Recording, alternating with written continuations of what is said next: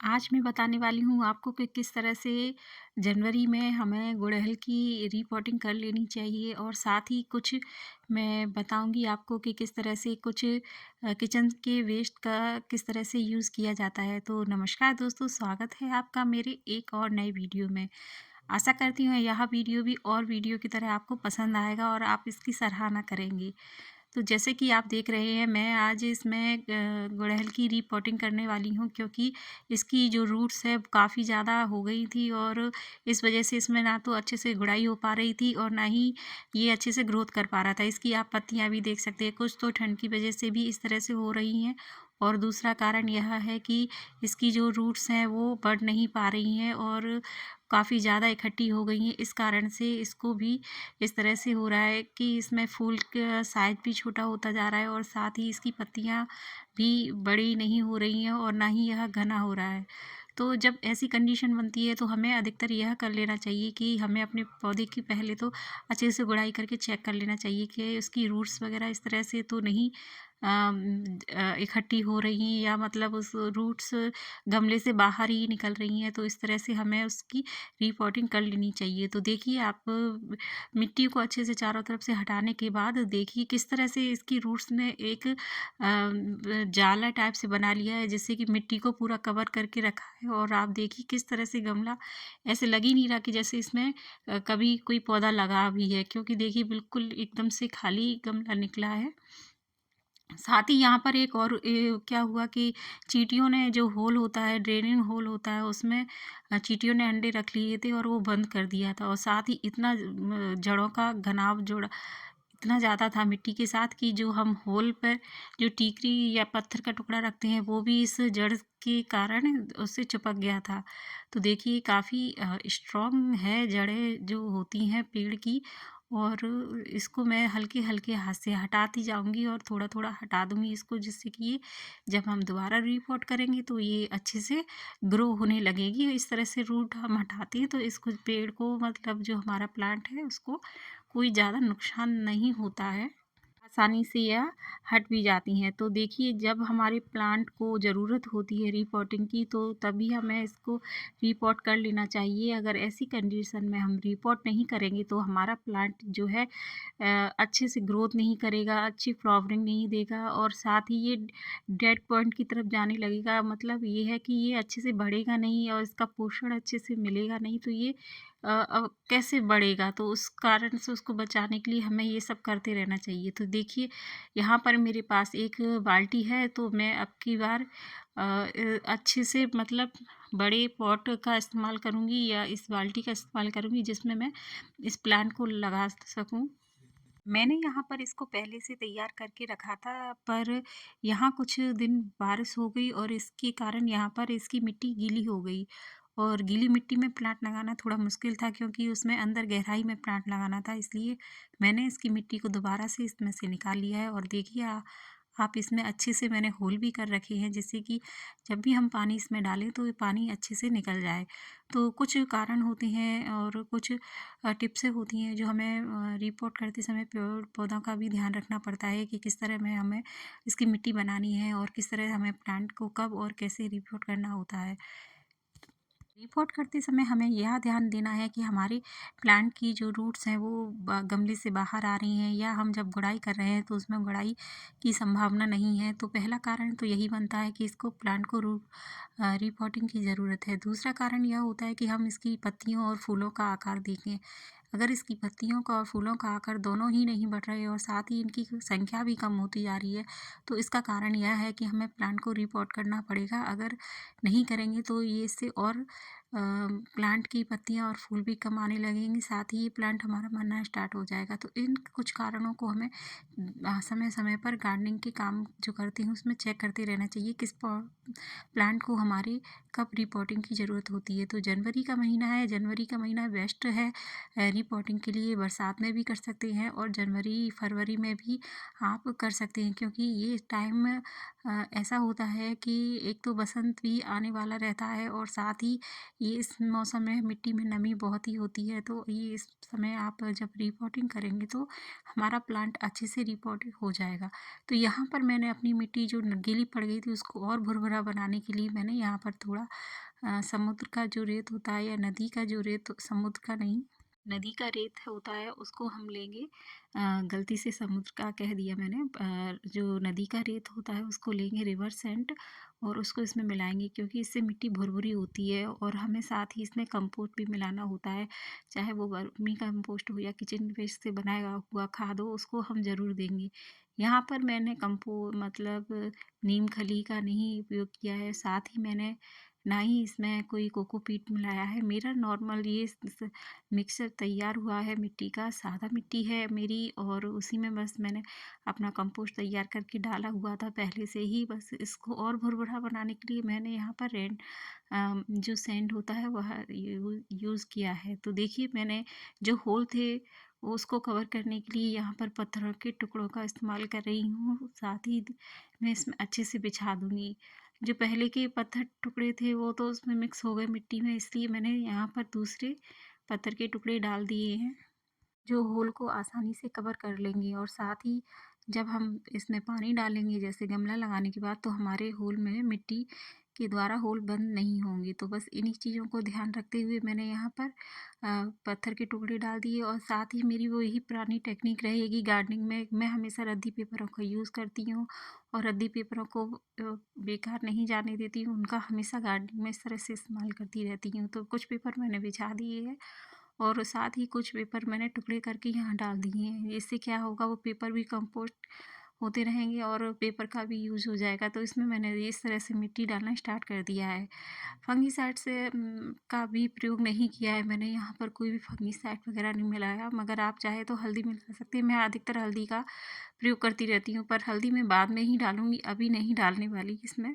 बस मैं नॉर्मल प्रक्रिया से ही बस सीधे मिट्टी से निकाल कर सीधे ईज़ी तरीके से ही इसमें रिपोर्ट करने वाली हूँ। तो ये है मेरा किचन का वेस्ट का जो खाद जो हम बनाने के लिए रखते हैं, क्योंकि सर्दियों का टाइम है और कंपोस्ट की प्रक्रिया है जो वो धीमी हो जाती है। तो इससे अच्छा है हम सीधे ही इस गार्डन में इस तरह से रिपोर्ट करें, जब प्लांट तो इस तरह से लगाए तो उसका बहुत ही अच्छा उपयोग हो जाता है। यही मेरी दूसरी ट्रिक थी जो मैं आपको बताने वाली थी कि किस तरह से आप अपने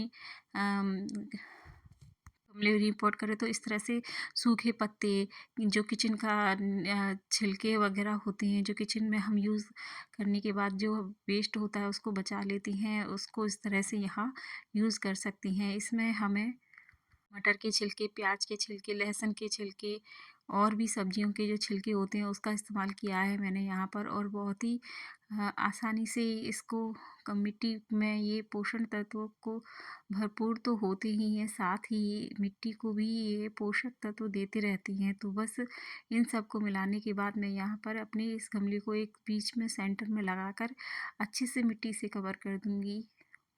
देखिए हमारे जो कंपोस्ट था उसको भी हमने इस तरह से, किचन वेस्ट का है, अब वो अच्छे से कंपोस्ट हो जाएगा और ये अच्छे से इसमें डल जाएगा। और साथ ही हमने मिट्टी से इसको अच्छे से कवर कर दिया है। तो दोनों ही तरीके बहुत ही अच्छे हैं, इजी है, गार्डनिंग में बहुत ही उपयोगी होते हैं। आप प्लांट लगा रहे हैं, रिपोर्टिंग कर रहे हैं, तो इस तरह से आप कीजिए, आपके प्लांट हमेशा चलते रहेंगे, कभी प्लांट मरेगा नहीं और हमेशा स्वस्थ रहेगा। मेरी इस तकनीक को अपना कर देखिए आप। इस तरीके से अच्छे से प्लांट को हमने मिट्टी से कवर कर लिया है और मिट्टी से कवर करने के बाद इसको अच्छे से और ढक देंगे, ढक मिट्टी डालते रहेंगे। यहाँ पर मैंने किए हैं 3 ट्रिकी काम। पहला तो मेरे प्लांट की यहाँ पर रिपोर्टिंग हो गई है, और दूसरा ये है कि मैंने जो अपनी किचन वेस्ट से जो किचन का जो वेस्ट निकला था उसको मैंने डायरेक्ट ही मिट्टी में डाल लिया है। अब यहाँ पर ये अच्छे से कंपोस्ट हो जाएगा। और तीसरा काम जो मैंने किया अपने प्लांट के लिए वो ये है कि ये प्लास्टिक की बकेट का मैंने यहाँ पर इस्तेमाल किया है। और ये बकेट टूटी हुई थी और घर के जैसे कामों में आती है वैसे नहीं आ रही थी इस्तेमाल में, तो बस उसको मैंने एक प्लांटर के रूप में इस्तेमाल कर लिया है यहाँ पर, मतलब एक मैंने गमला बनाकर तैयार कर लिया है। तो देखिए ना, गार्डनिंग में फ्री का ही काम हो जाता है, हमें कुछ ज़्यादा बाहर से कुछ लाने की ज़रूरत नहीं पड़ती है। कम बजट में, लो बजट में भी हम इस तरह से पेड़ लगा सकते हैं और साथ ही हम अपनी गार्डनिंग का अनुभव भी आपके साथ शेयर कर सकती है। तो देखिए, ये प्लांट लगाने के बाद आप इसमें अच्छे से पानी डाल दीजिए। सर्दी का टाइम है, तो यहाँ पर पानी की मात्रा थोड़ा कम ही रखूँगी क्योंकि सर्दियाँ हैं, जनवरी है, बट प्लांट की रिपोर्टिंग करना ज़रूरी था क्योंकि ये टाइम ऐसा होता है, इस समय क्या है कि हम रिपोर्ट करेंगे तो प्लांट हमारा अच्छे से ग्रो हो जाएगा, मरेगा नहीं, क्योंकि ये प्लांट अब इस सीज़न के बाद अच्छे से ग्रो होने वाला है और साथ ही ये अच्छे से फ्लावरिंग करने के लिए तैयार भी हो गया है। तो देखिए, यहाँ पर मैं इसकी प्रूनिंग भी करने वाली हूँ। इसके लिए मैंने जो कटर लिया है उसको मैंने पहले एलोवेरा लीफ से पहले इसको अच्छे से साफ़ कर लिया है, या किसी सैनिटाइज़र, या आप चाहें तो किसी और भी डिटॉल वगैरह से साफ़ कर सकती है। मेरा तो हमेशा से यही है कि मैं हमेशा एलोवेरा लीफ से ही इसको साफ़ कर लेती हूँ और इसकी मैं प्रूनिंग कर रही हूँ। इसको जो पत्तियाँ थी उसकी मैं छाँट रही हूँ। छाँटने के बाद उसकी अच्छे से प्रूनिंग हो जाएगी, तो ये अब नई पत्तियाँ और नई ब्रांचेस बनाने के लिए अच्छे से तैयार हो जाएगा। तो यहाँ तक हो सकता है मैं इसकी प्रूनिंग अच्छे से कर दूँगी और इसकी जो पत्तियाँ हैं उनको मैं हटा दूँगी, जो कुछ टहनियाँ भी हटा दूँगी, जिससे कि ये अब आने वाले टाइम में अच्छे से घना हो जाएगा, अच्छी ग्रोथ के साथ तैयार हो जाएगा। क्योंकि जब अब तक हम अपने पेड़ों की कटाई-छँटाई नहीं करते हैं, तो वो नई पत्तियाँ नहीं बनाता है और जो पुरानी टहनी होती है उसी पर वो पत्तियाँ नई बनाना स्टार्ट करता है। तो वो हमेशा घना बनाने के लिए हमें समय-समय पर इस तरह से कटाई-छँटाई करते रहना चाहिए, क्योंकि जब हमारे प्लांट की ग्रोथ अच्छी होती है तो उसका पत्तियाँ और फूल भी अच्छे से आती हैं। अब इसमें बहुत ज़्यादा कलियाँ और पत्तियाँ आना स्टार्ट हो जाएँगी।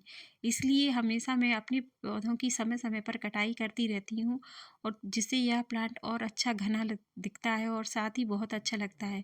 जैसे कि मैंने जल्दी में प्लांट तो रिपोर्ट कर दिया था, बट मैंने इस पर प्लांट को एक सुंदर आकार नहीं दिया था। तो मैं सोच रही इसको थोड़ा-सा कलर करके उस और भी अच्छा सुंदर बना दूँ, जिससे मेरा ये प्लांटर है बहुत ही सुंदर बनकर तैयार हो और जो देखने वाले हैं वो भी कहें कि हमने बाल्टी का यूज़ किया है और साथ ही हमारा फ्री का जो प्लांट है वो लग कर के तैयार हो गया है। आपको मैं बता दूँ, यह प्लांट मैंने कटिंग से 1 साल पहले तैयार किया था, 1 या 2 साल हो गए होंगे, मुझे अच्छे से याद नहीं है, बट मैंने इसको कटिंग से ही ग्रो किया है और काफ़ी अच्छे से मेरा प्लांट देखिए काफ़ी चल रहा है। मैंने इसको समय-समय पर 2 बार रिपोर्ट कर चुकी हूँ। वीडियो में नहीं दिखाया है, ये आखिरी बार का रिपोर्ट है जब मैं दिखा रही हूँ। इससे पहले भी मैंने इसको 2 बार रिपोर्ट किया है। जब मैंने इसको पहली बार कटिंग से लगाया था तो एक ग्रो बैग में लगाया था। उसके बाद मैंने जब ये अच्छे से दूसरे सीज़न पे बरसात जब हुई थी तब उसको मैंने गमले में लगाया था और शायद ये तीसरी बार मैं इस प्लांट को रिपोर्ट कर रही हूँ और ये उसी गमले में जब मैंने लगाया था उससे इस बाल्टी में रिपोर्ट कर रही हूँ। तो ये मेरा यह प्लांट तीसरी बार रिपोर्ट हो रहा है और काफ़ी अच्छा इसकी ग्रोथ है और फूल भी बहुत अच्छे से देता है, फ्लावरिंग अच्छे से करता है और देखिए कटिंग और रिपोर्टिंग के कारण मेरा प्लांट ये काफ़ी बड़ा हो गया है और आशा करती हूँ इस सीज़न में भी यह प्लांट अच्छे से ग्रो करेगा और काफ़ी फ्लावरिंग भी देगा। तो देखिए बाल्टी को मैंने इस तरह से कलर कर लिया है। कुछ कलर मेरे पास इस तरह से बचा हुआ रखा था, इसको मैं अपने गमले वगैरह कलर करती रहती हूँ इस कलर से, तो मुझे यही तरीका ईज़ी लगा तो उस तरह से मैंने इसको कलर कर दिया है। ये काम हो अगर हम उसे मेहनत और शिद्दत के साथ करते हैं तो वो काम भी हमारा हमें एक अलग ही मंच मतलब देता है, या एक ये कहिए पहचान देता है। तो बस यही है मेरा भी उद्देश्य कि जो मैं काम कर रही हूँ वो मन से करती हूँ और अच्छा भी लगता है जब ये फूल खिलते हैं गार्डनिंग में, इस तरह के काम होते तो बहुत ही अच्छा लगता है कि और देखने वाले लोग भी कहते हैं कि मैंने एक छोटी जैसी जगह पे कम जगह पे मैंने इस तरह से छोटा-सा एक गार्डन तैयार किया है और उम्मीद करती रहूँगी कि इस तरह से मैं हमेशा और नए वीडियो लेकर आऊँ, आपके साथ अपनी वीडियो शेयर करूँ। तो बस यहाँ पर मैंने यहाँ थोड़ा-सा अपना एक और काम करना स्टार्ट किया है। मैंने यहाँ सोचा कि यहाँ क्यों ना इस बाल्टी पे मैं इस तरह से डिज़ाइन बनाऊँ और कुछ थोड़ा-सा पेंट वगैरह करूँ जिससे कि इसकी और सुंदरता उभर के आए। तो इसी कोशिश को मैं यहाँ पर कर रही हूँ, थोड़ी पेंटिंग के साथ। आपको यह वीडियो कैसा लगा? प्लीज़ लाइक कीजिएगा, कमेंट कर ज़रूर बताइएगा कि आपको यह वीडियो और मेरी यह जानकारी आपको कैसी लगी और साथ ही अगर वीडियो अच्छा लगता है तो शेयर ज़रूर कीजिएगा। आपकी कमेंट बहुत ही अहमियत रखती हैं, तो प्लीज़ कमेंट कर ज़रूर बताइएगा कि मैंने जो यहाँ पेंटिंग बनाई है वह कैसी लगी आपको और क्या आप इस तरह से अपने गमलों पर ट्राई करना चाहेंगे? तो देखते रहिए मेरा पूरा वीडियो और प्लीज़ लाइक कीजिएगा, कमेंट कीजिएगा, सब्सक्राइब कीजिए। वैसे तो आप सभी समझदार हैं, फिर भी मैं अपनी इस छोटी-सी पेंटिंग का विवरण करना चाहूँगी। इस पेंटिंग में मैंने एक पेड़ बनाया है और साथ ही पेड़ के सहारे से एक झूला है और झूले पर एक बैठी हुई छवि तैयार की है मैंने, जो झूला झूल रही है। तो एक पेड़ बनाने का मेरा यह उद्देश्य है कि देखिए, हमेशा हरियाली बनी रहे सब जगह, और पेड़ हैं तो पक्षी हैं, और पक्षियों हैं, जो पक्षी हैं तो हमारा भी जीवन उनसे बना हुआ है, क्योंकि हरियाली है तो हवा है, और जब हवा है तभी हम लोग हैं जो हम सांस ले पा रहे हैं। तो बस इसी तरह इन्हीं सब चीज़ों का मैंने दिमाग में कुछ इस तरह से एक इमेज तैयार की थी, और मुझे हमेशा हरियाली और जो पेड़ पौधे, जो नेचुरल सीनरी टाइप से जो हमारी इमेज बनती है, बस उसी चीज़ को मैं हमेशा माइंड में रख कर चलती हूँ। और यही एक उद्देश्य है मेरा गार्डनिंग की तरफ, कि जहाँ तक हो सके मैं अपनी मतलब चारों तरफ एक ऐसा वातावरण चाहूँगी कि जहाँ पर पेड़ पौधे हों और स्वच्छ वातावरण हो और हरियाली हो। तो आप भी ऐसे ही कोशिश करते रहिए। आपके पास अगर जगह कम है, स्पेस कम है, तो आप कम जगह और कम स्पेस वाले पौधों का इस्तेमाल कीजिए। इस तरह से भी आप एक पर्यावरण की तरफ अपना जुड़ाव रखेंगे, और साथ ही हमेशा हरियाली को बनाने में आपका एक अहम कदम होगा। तो इन्हीं चीज़ों को हमेशा मैं ध्यान में रखती रहती हूँ। करने के लिए आज के समय पर बहुत से काम होते हैं, बहुत सी चीज़ें हैं जो हम कर सकते हैं। तो उनमें से कुछ एक ये भी काम है। हम इससे एक तो क्या है कि पर्यावरण की तरफ अपना रुझान बनाकर चल रहे हैं, और उसको बचाने में भी एक अहम भूमिका निभाने का काम कर सकते हैं, अगर हम सभी इस तरह से सोचने लगे तो। बस हमेशा पर्यावरण से जुड़ते रहिए और हमेशा पर्यावरण को बनाकर चलते रहिए। और बहुत भी कुछ है कहने के लिए, पर शब्द कम है और मैं कह नहीं पा रही हूँ। और देखिए, इस तरह से मैंने हमेशा मेरा इस तरह का कल्चर रहा है कि कुछ झोंपड़ियाँ हो, घर हो, पर्यावरण हो, पेड़ पौधे हो, पक्षी हो। तो इसी तरह की मेरी कुछ एक दो इमेज आपको या पेंटिंग कह लीजिए, इस तरह से मेरी वीडियो में आपको देखने को मिली होगी, जहाँ पर झोंपड़ी होती है, पेड़ होते हैं, पक्षी होते हैं। तो बस इसी तरह से मैंने इसको भी यहाँ इस तरह से बनाकर तैयार किया है। तो देखिए, इस तरह से एक गांव का वातावरण तैयार हो गया, जहाँ पर हमेशा देखते हैं कि एक पेड़ होता है और उसके आसपास छोटे छोटे से घर होते हैं। तो वही सब मैंने यहाँ पर बनाया है, और साथ ही इसको ही मैंने यहाँ तैयार किया है। तो आपको मेरे विचार और मेरी पेंटिंग कैसी लगी? आशा करती हूँ कुछ समझ में आ गया होगा कि मैं भी कहना क्या चाह रही हूँ। और वैसे भी हमारे व्यूवर्स जो है बहुत ही समझदार है, और ये कहूँ मैं, मेरे पास शब्द कम है, पर चित्रण के द्वारा मैं आप सबको बता सकती हूँ। तो धन्यवाद।